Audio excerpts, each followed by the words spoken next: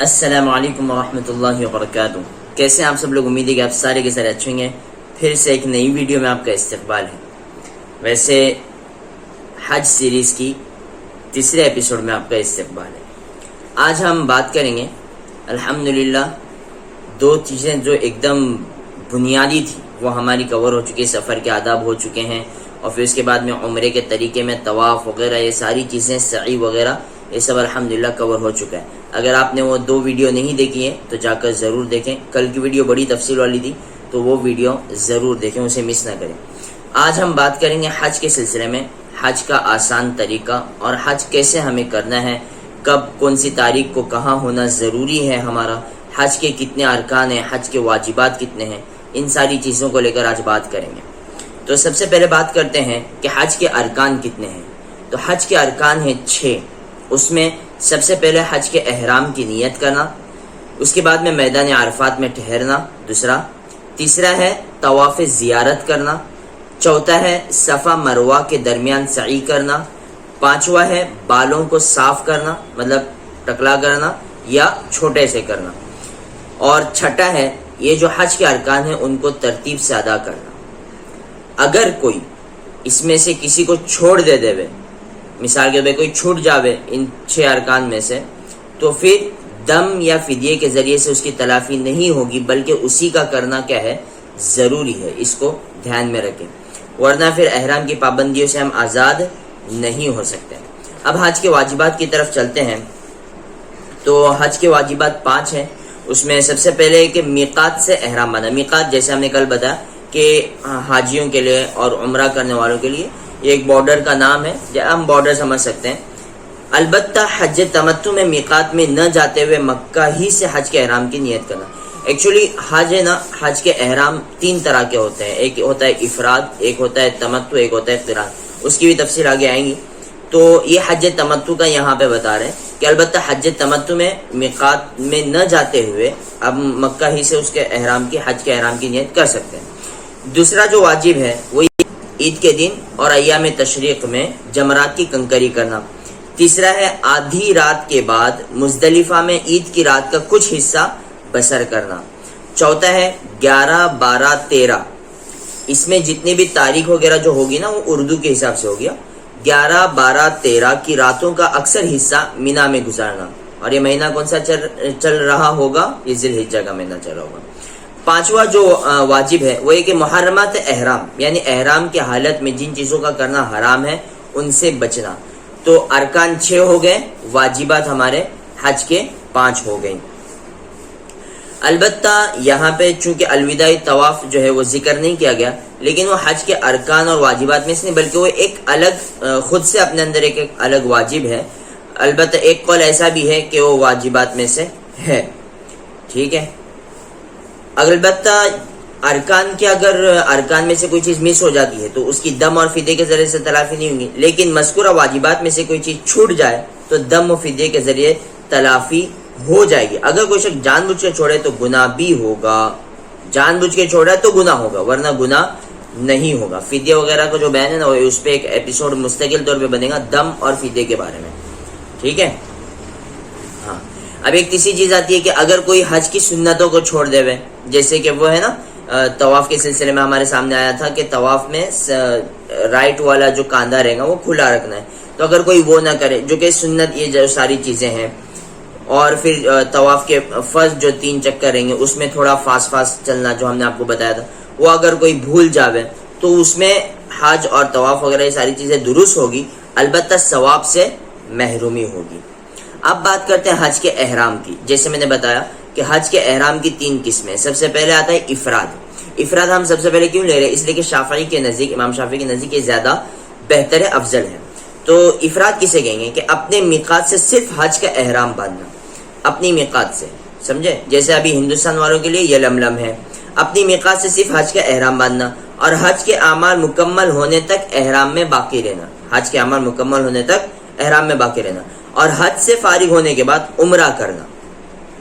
پہلے حج ہوگا، پہلے حج کا ہی احرام باندھیں گے، پھر حج کا احرام حج سے فارغ ہونے کے بعد پھر عمرہ کریں گے۔ اس کی وجہ سے دم واجب نہیں ہوتا، اور یہ صورت امام شافعی کے نزدیک زیادہ افضل ہے، ٹھیک ہے. سیکنڈ آتا ہے تمتو. تمتو کیا ہے؟ اپنے میقات سے صرف عمرے کا احرام باندھنا اور مکہ پہنچ کر عمرہ پورا کر کے احرام کھول دینا. ٹھیک ہے، ہم نے اپنی میقات سے عمرے کا احرام باندھے، مکہ پہنچے، عمرہ کر دے، عمرہ کر کے احرام ہم نے کھول دیا. اب احرام کی ساری پابندیاں ختم ہو گئی. پھر 8 ذی الحجہ جو کہ 5 دن حج کے چلیں گے نا، تو 8 ذی الحجہ کو مکہ ہی سے حج کا احرام باندھ کر حج کرنا، اور حج تمتع میں دم واجب ہو جاتا ہے. یہ حج تمتع ہوگا. پہلے ہم نے اپنی میقات سے عمرے کا احرام باندھے، عمرہ کیے، پھر اپنے احرام سے آزاد ہو گئے. پھر اس کے بعد میں ہم نے 8 ذی الحجہ کو مکہ ہی سے حج کا احرام باندھ رہے ہیں، تو اس لیے یہاں پہ دم واجب ہو جاتا ہے. اچھا، بہت سارا تمتع کہتے ہیں فائدہ اٹھانے کو، تو یہاں پہ بہت فائدہ اٹھا رہے ہیں، تو اس کے لیے دم دینا ہے. تیسرا جو ہے وہ قران ہے. اپنی میقات سے حج و عمرے دونوں کی ایک ساتھ نیت کرنا اور صرف حج کے افعال ادا کرنا، عمرہ خود بخود حاصل ہو جائے. قران کہتے ہیں ملانے کو، تو یہاں پہ دونوں چیز ہم نے ایک ساتھ میں ملا دی. قران میں بھی دم دینا کیا ہو جاتا ہے؟ واجب ہو جاتا ہے. یہ دم کیا ہوتا ہے، یہ ساری چیز ہم اس ایپیسوڈ میں دیکھ لیں گے. اب یہ میقات بار بار آ رہا ہے، تو یہ میقات کیا ہے؟ تو میقات کی 2 قسمیں. میقات 2 ٹائپ کا ہوتا ہے. سب سے پہلا جو ہوگا نا وہ میقات زمانی، مطلب ٹائم کا میقات، ٹائم کا یہ.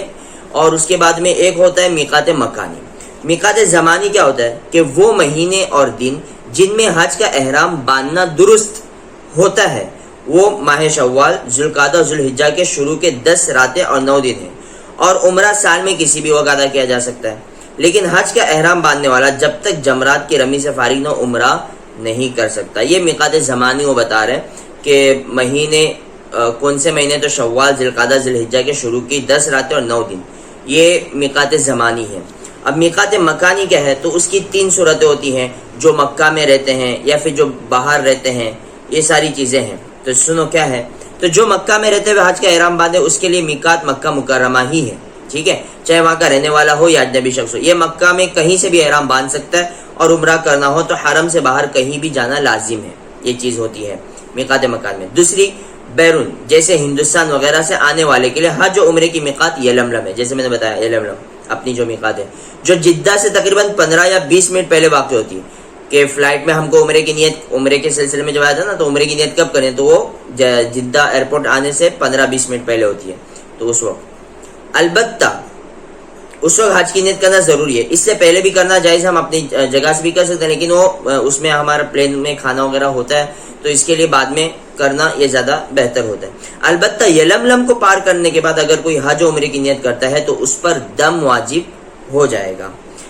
تیسری جو صورت ہوتی ہے، وہ جو مکہ اور میقات کے درمیانی علاقوں میں بستے ہیں ان کا میقات ان کی قیام گاہ، جیسے جدہ، ریاض وغیرہ میں جو لوگ رہتے ہیں تو ان کی قیام گاہ ہی ان کا کیا ہے؟ میقات ہے. اب آتے ہیں حج کے اعمال کی تفصیل کی طرف. حج ہم کو کیسے کرنا ہے، کون سی تاریخ کو کیا کرنا ہے، کہاں رہنا ہے، کون سی رات کہاں گزارنی ہے، وہ ساری تفصیل انشاءاللہ اب آپ کے سامنے آ رہی ہے.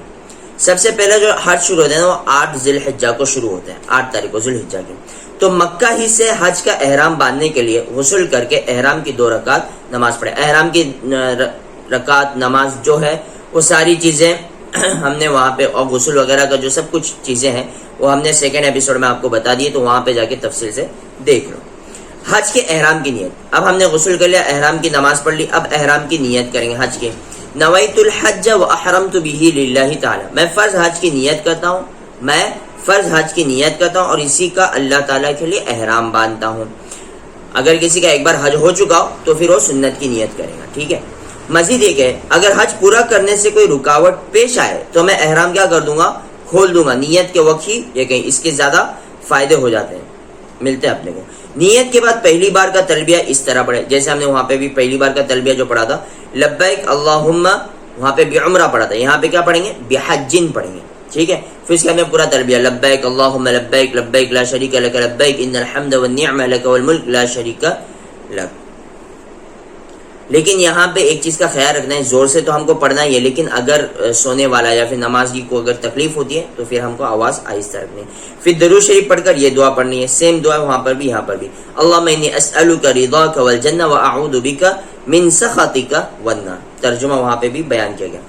دوسرے کی طرف سے اگر حج کی ہم کو نیت کریں تو کسی اور نے ہم کو حج پہ بھیجا اپنی طرف سے حج ادا کرنے کے لیے، تو اس وقت ہم کو کیا نیت کرنی ہے؟ تو نویت الحج عن فلان واحرمت به للہ تعالی، میں فلاں کی طرف سے فرض حج کی نیت کرتا ہوں اور اسی کا اللہ تعالیٰ کے لیے احرام بنتا ہوں، اسی کا مطلب اس کے لیے فلاں کی جگہ اس شخص کا نام لے اور اس طرح اس شخص کی طرف سے تلبیہ پڑھے، لبیک اللہم بحج عن فلان، جیسے وہاں پہ پڑھنا لبیک اللہم بعمرۃ عن فلان، تو فلاں کی جگہ اس کا نام لینا ہے جو کوئی بھی ہو، ٹھیک ہے، پھر اس کے بعد میں پورا تلبیہ پڑھنا ہے۔ احرام کی نماز اور نیت سے فارغ ہونے کے بعد، احرام کی نماز بھی ہو گئی، نیت بھی ہم نے کر لی، ٹھیک ہے، فارغ ہونے کے بعد مینا کے لیے روانہ ہو جائے، مینا کے لیے روانہ ہو جائے 8 ذی الحجہ کی ظہر سے، 8 ذی الحجہ کی ظہر سے 9 ذی الحجہ کی فجر تک، 9 ذی الحجہ کی فجر تک 5 نمازیں مینا میں ادا کرنا سنت ہے، ٹھیک ہے، سمجھ میں آئے؟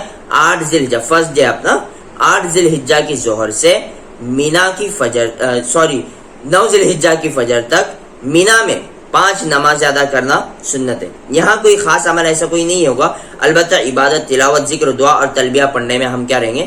مشغول رہیں گے۔ مسئلہ ہے کہ یہاں پہ بیان کیے 8 ذی الحجہ کے بجائے اگر کوئی 7 ذی الحجہ ہی کو مینا روانہ ہو تو آج کے حالات میں کوئی حرج نہیں ہوگا۔ اب ایک چیز ہوتی ہے کہ حاجی کے لیے سنت غسل، حاجی کے لیے عرفہ، مزدلفہ 3 جمرات کی کنکری اور طواف و سعی کے وقت غسل کرنا یہ سنت ہے، اگر غسل ممکن نہ ہو تو تیمم کر لے۔ مینا و عرفات میں حاجی کے لیے جمعہ، 8 تاریخ کو جمعہ کا دن ہو، 8 تاریخ کو اگر جمعہ کا دن ہو تو جن لوگوں پر جمعہ فرض ہے، جیسے جو شرعی مسافر نہیں ہیں، تو ان کو صبح صادق سے پہلے ہی مکہ سے نکلنا چاہیے، کیونکہ جمعہ کے دن طلوع فجر کے بعد ایسا سفر جس میں جمعہ نہ مل سکے جائز نہیں ہے۔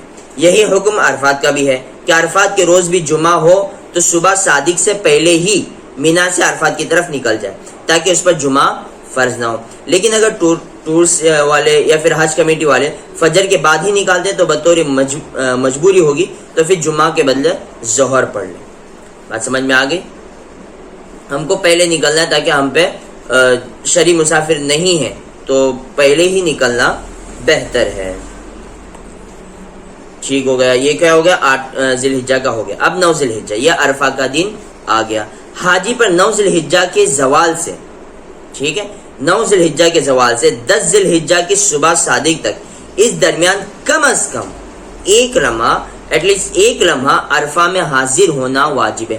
آپ نے وہاں پہ گئے، آپ نے 2-3 سانسیں لیا، آپ وہاں سے چلے گئے، 1 سیکنڈ کے لیے بھی آپ رک گئے، آپ کا وہ جو رکن ہے وہ ادا ہو جائے گا۔ بے ہوش اور نشے میں مست آدمی کے حاضر ہونے کا اعتبار نہیں ہے، ہوش میں ہونا چاہیے، ٹھیک ہے۔ مینا و عرفات میں نمازوں کا طریقہ، حاجی اگر شرعی مسافر ہو، جیسے ہندوستان یا مدینہ وغیرہ سے مکہ ہے اور اسے 4 دن مکمل نہ ہوئے ہوں اور حج کے اعمال مکمل کر کے 4 دن کے اندر اس کا مکہ سے لوٹنے کا ارادہ ہو تو وہ مینا، عرفہ، مزدلفہ اور واپسی میں قصر و جمع کر سکتا ہے۔ قصر 2 کر کے پڑھنے کو، جمع تقدیم یا پھر جمع تاخیر کو کہتے ہیں۔ لیکن اگر کسی کا ایام حج کے بعد 4 دن یا اس سے زائد رہنے کا ارادہ ہے تو وہ شرعی مسافر چونکہ نہیں ہے، اس کی وجہ سے مذکورہ مقامات میں وہ قصر و جمع نہیں کر سکتا، ٹھیک ہے۔ اس کے بعد میں شرعی مسافر عرفہ میں ظہر اور عصر کی نماز قصر اور جمع تقدیم کے ساتھ پڑھے گا۔ شرعی مسافر جس کو آ کے 4 دن نہیں ہوئے یا پھر 4 دن سے زیادہ جس کا رکنے کا ارادہ نہیں ہے، ٹھیک ہے۔ اور مقیم شخص کے لیے، یہ شرعی مسافر ہوتا ہے، مقیم شخص کے لیے ضروری ہے کہ ہر نماز اپنے وقت میں مکمل ادا کرے، البتہ اگر تکلیف اور دشواری ہو تو مقیم کے لیے بھی جمع کی گنجائش ہو سکتی ہے۔ عرفہ میں اب کیا اعمال کیے جائیں گے؟ تو عرفہ میں عرفہ کا پورا وقت زیادہ سے زیادہ ہمیں دعا کرنی ہے، ساتھ میں لا الہ الا اللہ کہنا ہے، تکبیر پڑھنی ہے، تسبیح کرنی ہے، تلاوت ہے، تلبیہ ہے، استغفار، درود شریف زیادہ سے زیادہ ہمیں جتنا ہو سکے پڑھنا ہے۔ دوسرا، انفرادی و اجتماعی رو کر جتنی ہو سکے دعا کرنی ہے۔ عرفہ یہ کہتے ہیں نا دعا کا ایک گڑھ جسے ہم کہہ سکتے ہیں نا، ایک اپنے کو سمجھنے کے لیے کہ وہاں پہ جتنی زیادہ ہم سے دعا ہو سکے اتنی زیادہ ہم کو دعا کرنی ہے۔ تیسرا عمل کیا ہوگا عرفہ کے دن؟ عرفے کے دن عرفے کے میدان میں قبلے کی طرف رک کر کے عبادت کرنا اور باوضو رہنا یہ زیادہ افضل ہے۔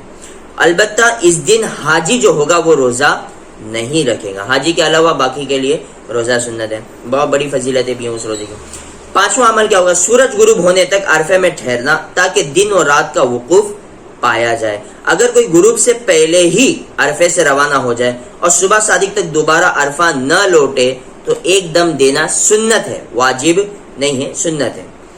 یہ ہو گیا 8 9۔ اب 9 کی باری آئی تو مزدلفہ میں 9 اور 10 کی درمیانی رات، مزدلفہ میں آدھی رات کے بعد کچھ دیر ٹھہرنا واجب ہے، جس کا وقت صبح صادق تک رہتا ہے۔ عرفات کے دن جب سورج غروب ہو جائے تو مزدلفہ کی طرف روانگی شروع کریں۔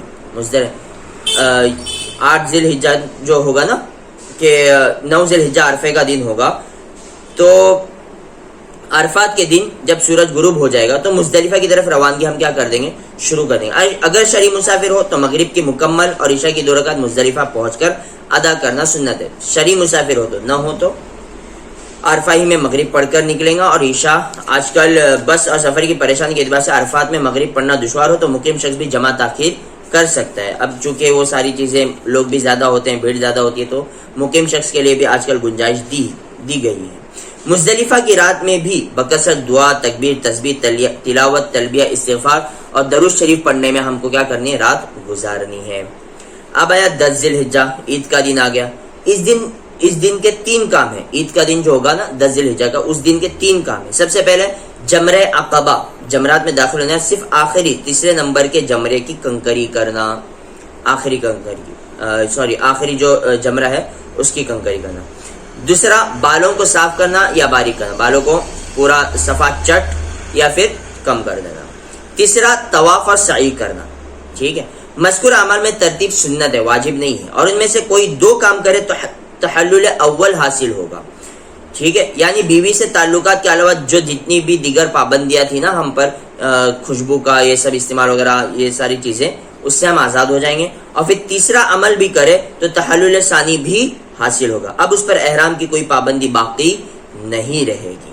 اب ایک سوال ہوتا ہے حج میں قربانی کا کیا مسئلہ ہے؟ تو حج میں قربانی کا سیم ہے، جو شخص استطاعت والا ہے وہ قربانی ادا کرنا اس کے لیے سنت ہے، تو قربانی اگر استطاعت رکھتا ہے تو سنت ہے، ورنہ پھر ایسا کوئی حج کے اعتبار سے کوئی ضروری نہیں ہے، ٹھیک ہے۔ اب یہ ساری چیزیں دم تمتع وغیرہ یہ ہم انشاءاللہ کیا کریں گے، بعد میں بات کریں گے دم وغیرہ کو لے کر میں، ٹھیک ہے۔ اب مزدلفہ سے مینا کے بجائے مکہ جانا ہے۔ ایک سوال ایسا ہوتا ہے کہ ہم نے مزدلفہ سے مینا جانے کے بجائے ہم مکہ چلے آگے۔ اگر کوئی حاجی آدھی رات کے بعد مزدلفہ سے مکہ آ کر طواف و سعی کرے اور بالوں کو صاف کرے یا چھوٹے کرائے اور بعد میں مینا جا کر جمرہ عقبہ کی رمی کرے تو یہ صورت بھی جائز رکھی ہے فقہا نے۔ رمی، طواف اور بال صاف کرنے کا وقت عید کے آدھی رات سے کیا ہو جاتا ہے، شروع ہو جاتا ہے۔ اب آگے چلتے ہیں، طواف زیارت کا افضل اور آخری وقت ہوگا۔ عید کے دن زوال سے پہلے ہی طواف زیارت کرنا افضل ہے، عید کے دن زوال سے پہلے، بغیر عذر کے۔ ایام تشریق تک تاخیر کرنا مکروہ ہے، اور ایام تشریق سے کہتے ہیں عید کے بعد کی جو 3 دن رہتے ہیں وہ، اور ایام تشریق سے بھی تاخیر کرنا اور زیادہ مکروہ ہے۔ اس کا وقت عدم حیات رہتا ہے، مطلب جب تک سانسوں میں سانسیں ہیں تب تک رہتا ہے۔ ایام تشریق سے بھی تاخیر کرنے کے سبب دم واجب نہیں ہوتا۔ یہ بات ہوگی۔ حج افراد میں طواف قدوم کے بعد میں صحیح، اگر کوئی شخص اپنے وطن یا مدینے سے حج افراد کا احرام باندھ کر مکہ آئے اور طواف قدوم کے بعد صحیح کرے تو حج کے دن طواف زیارت کے بعد صحیح کرنا ضروری نہیں ہے، نیز حج افراد میں طواف قدوم کے بعد صحیح کرنا افضل ہے۔ بات سمجھ میں آئے؟ اب ایک مسئلہ آتا ہے، اگر کوئی عورت حائضہ ہے اور اس کا طواف زیارت باقی ہے تو کیا کرے گی؟ اگر حائضہ عورت کے ذمہ حج کا فرض طواف باقی ہو اور اس کے گھر واپسی کا وقت آ جائے تو وہ عورت 3 صورتوں میں سے کسی ایک صورت پر عمل کر لے۔ کیا ہے وہ 3 صورتیں؟ پہلی، واپسی کی ٹکٹ میں تاخیر کرنے کی کوشش کرے کہ اگر ٹکٹ ہو سکتا ہے ڈیلے تو ڈیلے کراوے۔ دوسرا، کم سے کم ایک دن گولی یا کسی جائز تدبیر کے ذریعے پاکی کی کوشش کر کے طواف زیارت ادا کرے۔ کبھی گولی کے بغیر یا ایام حیض میں ایک دن پاکی کا گزر جاتا ہے تو اس دن بھی غسل کر کے طواف کر لے تو جائز ہو جائے گا، کوئی مسئلہ نہیں ہے۔ تیسرا، اگر یہ بھی ممکن نہ ہو اور خون مسلسل جاری ہو تو غسل کر کے صفائی حاصل کرے اور مکمل احتیاط کے ساتھ طواف کر کے سعی سے فارغ ہو جائے، لیکن اس آخری صورت میں ایک اونٹ کا دم دینا ہوگا، اگر اس سے عاجز ہو تو ایک بکرا اور مینڈا بھی دے سکتی ہے۔ اب ہو گئے ایام تشریق کے کیا اعمال ہوں گے؟ 11، 12، 13، 10 کو عید ہو گئی، 11، 12، 13 ذی الحجہ کے اعمال۔ ان 3 دنوں کو ایام تشریق کہتے ہیں، ٹھیک ہے۔ ان دنوں مینا میں رات کا اکثر حصہ گزارنا اور زوال کے بعد 3 جمروں کو کنکریاں مارنا واجب ہے، ٹھیک ہے، ضروری ہے۔ 13 تاریخ کی رات گزارنا اور کنکریاں مارنا اس شخص پر ضروری ہے جو 12 تاریخ کے غروب تک مینا میں رکا رہے، جو مینا سے نکل گئے غروب سے پہلے ہی اس کے اوپر نہیں ہے، لیکن جو 12 تاریخ کے غروب تک مینا میں رکا ہے اس پر 13ویں تاریخ کی بھی کیا ہو جائیں گی، کنکری اور رات ضروری ہو جائیں گے۔ ہر دن کے کنکری مارنے کا وقت زوال سے شروع ہوتا ہے اور 13 تاریخ کے غروب تک رہتا ہے، اور 13 تاریخ کی رمی کا بھی وقت زوال ہی سے شروع ہوتا ہے۔ اس سے پہلے رمی کرنا کافی نہیں، لہٰذا جس کی 10 یا 11 یا 12 تاریخ کی رمی باقی ہو تو 13 تاریخ کو ان تینوں دنوں کی رمی ادا کر سکتا ہے۔ اگر دن میں بھیڑ کی وجہ سے کنکریاں نہ مار سکے تو رات میں بھی ہم مار سکتے ہیں۔ عورتوں اور بوڑھوں کے لیے رات کا وقت ہی زیادہ مناسب ہے، البتہ آج کے حالات میں جوانوں کے لیے بھی اس کی گنجائش دے دی جاتی ہے۔ اب کنکری مارنے کا طریقہ کیا ہے؟ ٹھیک ہے، جمرات میں داخل ہونے کے بعد پہلے جمرے ہی سے ہر ایک کو 7 کنکریاں 7 مرتبہ مارنا شرط ہے۔ ایسے کھڑے رہیں کہ مکہ بائیں طرف اور مینا دائیں طرف ہو۔ ہر کنکری کے ساتھ میں تکبیر اللہ اکبر کہے۔ کنکری جمرے میں بنے ہوئے دائرے اور احاطے میں مارے، نہ کہ ستون کو۔ جو وہ احاطہ ہے نا، دائرہ بنا ہوا ہے، اس میں ہم کو مارنا ہے۔ یہاں پہ میں فوٹو بھی دے دوں گا، جو دائرہ بنا ہوا ہے اس میں مارنا ہے، ستون کو نہیں مارنا۔ کچھ لوگ ستون کے اوپر غصہ نکالتا ہے، یہ شیطان ہے ایسا، تو آرام سے، تو دائرے میں مارنا، ستون کو نہیں۔ مرد اتنا ہاتھ بلند کرے کہ بغل کی سفیدی نظر آئے۔ اب اتنا ہاتھ وہ آپ سمجھ لو کہ بغل کی سفیدی نظر آنی چاہیے۔ عورت اس قدر بلند نہ کرے، عورتیں نارمل مارے گی۔ پہلے اور دوسرے جمرے کو کنکری مارنے کے بعد تھوڑا ہٹ کر ذکر و دعا میں کیا ہو جاوے، مشغول ہو۔ البتہ تیسرے جمرے کو کنکری مارنے کے بعد وہاں دعا کے لیے نہ رکے، ٹھیک ہے۔ اب ایک رمی میں ایک مسئلہ آتا ہے جمرات کی رمی کے وقت کہ کسی کو ہم نائب بنا سکتے ہیں کیا؟ تو بوڑھا، بیمار اور بیمار کی تیمارداری میں مشغول رہنے والا تندرست شخص، بوڑھا یا پھر بیمار یا پھر ایسا تندرست شخص جو بیمار کی تیمارداری میں مشغول ہے، تو ایسا شخص اگر 13 ذی الحجہ کے غروب تک جمرات تک پہنچنے اور رمی ادا کرنے کی قدرت نہ رکھتا ہو تو اس کے لیے جائز ہے کہ اپنی جانب سے رمی ادا کرنے کے لیے دوسرے کو نائب بنائے۔ محض سستی اور کاہلی کی وجہ سے نائب بنانا درست نہیں۔ آپ کے پاس کوئی مجبوری ہے، مجبوری میں جب بوڑھا ہے یا پھر بیمار ہو گیا یا پھر ایسا شخص ہے جو بیمار کی تیمارداری کے لیے وہاں پہ ہے، تو پھر ایسے شخص کے لیے یہ ساری گنجائش ہے، سستی اور کاہلی کی وجہ سے نہیں، ٹھیک ہے۔ نائب کو چاہیے کہ پہلے وہ اپنی تینوں جمروں کی کنکریاں مکمل کرے، پھر جس کی طرف سے نائب بنا ہے اس کی جانب سے کنکری مارے۔ البتہ آج کے حالات میں اسے اپنی تینوں جمروں کی کنکریاں مکمل کرنے کے فوراً بعد لوٹنا دشوار ہو تو اپنے ساتھ ساتھ بھی دوسرے کی طرف سے کنکری مار سکتا ہے۔ مطلب پہلے جمرے سے شروع کر دیا تو پہلے ہی جمرے میں اپنی مارا، پھر اپنے جس نے اس کو نائب بنا اس کی بھی مارا، پھر دوسرے پہ گیا اپنی مارا، پھر جس نے نائب بنا اس کی مار دیا، پھر تیسرے پہ گیا اپنی مارا، پھر اس کے بعد میں ایسا بھی کر سکتا ہے۔ البتہ افضل طریقہ کیا ہے کہ پہلے پورے اپنی تینوں کی خود کی کرے، پھر اس کے بعد میں دوسرے جس نے اس کو یہ کیا۔ لیکن چونکہ ابھی فقہ سیمینار ہوا تھا نا 2019 میں، تو اس میں یہ مسئلے، چونکہ ابھی بہت دشواریاں ہوتی ہیں، بھیڑ زیادہ ہوتی ہے، تو پھر دوبارہ آ کر گھومنا ساری چیزیں تو ساتھ ساتھ میں کر لے تو تب بھی ہو جائے گا۔ البتہ ایک بات دھیان میں رکھے کہ نائب کے کنکری مارنے کے بعد نائب بنانے والے کا عذر ختم ہو جائے اور رمی کا وقت باقی ہو تو ماری ہوئی کنکریوں کا اعادہ کرنا ضروری نہیں ہے، اس نے مار دیا کافی ہو جائیں گے۔